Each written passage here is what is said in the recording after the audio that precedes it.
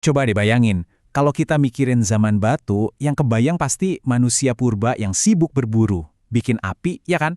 Tapi ternyata ada sebuah artefak dari lembah terpencil di Prancis yang seolah membongkar sisi kehidupan mereka yang jauh lebih intim dan kompleks, sisi yang jarang banget kita bahas. Nah, ini dia pertanyaannya. Pertanyaan ini seakan menantang semua gambaran kaku yang kita punya tentang moral dan kebutuhan manusia prasejarah. Apa benar mereka cuma mikirin cara bertahan hidup aja? Atau jangan-jangan ada hal lain yang jauh lebih dalam? Oke, petualangan kita ini dimulai di sebuah tempat di Prancis yang namanya aja udah bikin merinding. Gorge d'Enfer, atau kalau diartiin, jurang neraka. Kedengarannya emang serem ya, tapi justru disinilah panggung dari sebuah misteri arkeologi yang luar biasa dimulai. Jadi tempat ini bukan sembarang lembah, ini tuh pusatnya aktivitas manusia purba. Di dalamnya ada situs-situs penting kayak Abri-Lartet dan Aurel d'Enfer yang artinya telinga neraka. Nah, di antara gua-gua kuno inilah para ahli nemuin sesuatu yang benar-benar di luar nalar.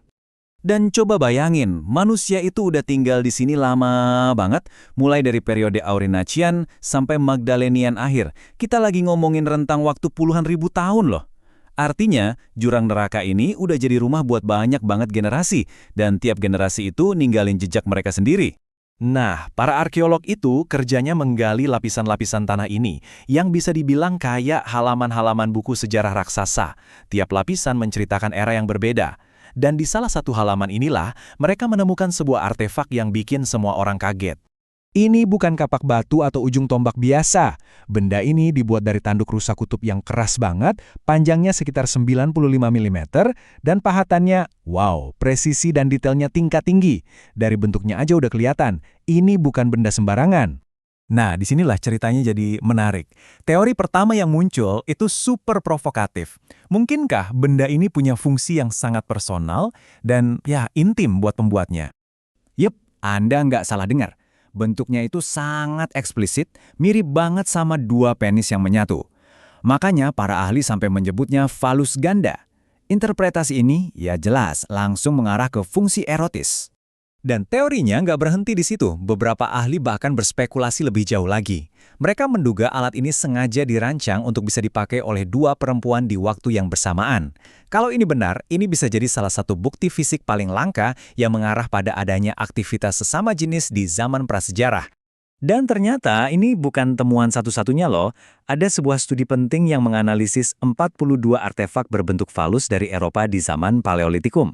Hasilnya, seperti yang Anda lihat, 71,4%, itu lebih dari 2/3-nya, punya tanda-tanda dekoratif yang disengaja.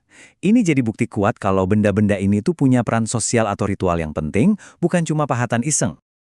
Tapi tunggu dulu, cerita ini punya plot twist. Gimana kalau interpretasi pertama kita tadi salah total? Gimana kalau benda ini ternyata punya tujuan yang jauh lebih praktis dan biasa aja? Jadi perdebatan utamanya tuh ini, apakah benda ini dibuat untuk kesenangan dan ritual, atau ini sebenarnya cuma alat praktis buat kerjaan sehari-hari? Dua kemungkinan yang beda banget kan? Ternyata, para arkeolog punya nama khusus untuk benda-benda kayak gini, batons persis atau tongkat berlubang.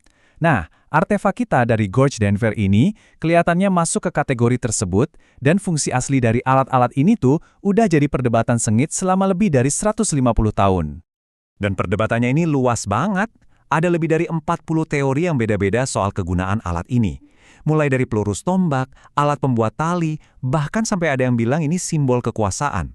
Ini nunjukin betapa misteriusnya benda-benda ini buat para ilmuwan. Nah, ini dia poin kuncinya. Bukti ilmiah dari analisis mikroskopis nunjukin ada banyak goresan dan bekas pemakaian yang parah di banyak tongkat ini. Ini bukti kuat kalau benda-benda ini bukan sekedar pajangan. Mereka benar-benar dipakai untuk tugas-tugas berat yang butuh tenaga besar. Oke, jadi kita punya dua teori yang sepertinya saling bertentangan. Tapi, gimana kalau kebenarannya nggak sesederhana itu?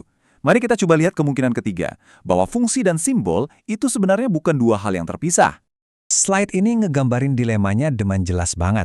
Di sebelah kanan, Anda bisa lihat contoh tongkat berlubang yang kelihatan lebih fungsional, yang umum ditemukan.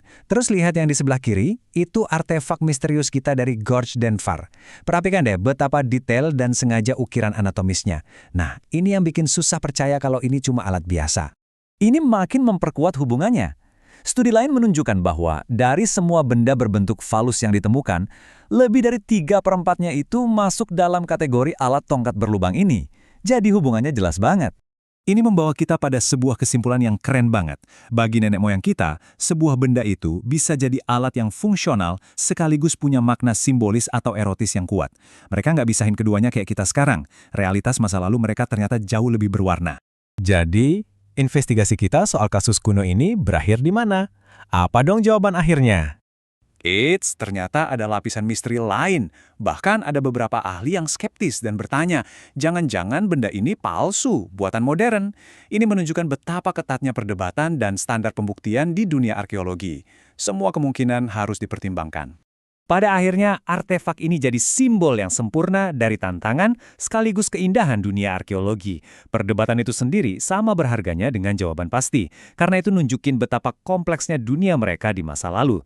Jadi, setelah kita menyelami misteri dari jurang neraka ini, apa kesimpulan Anda?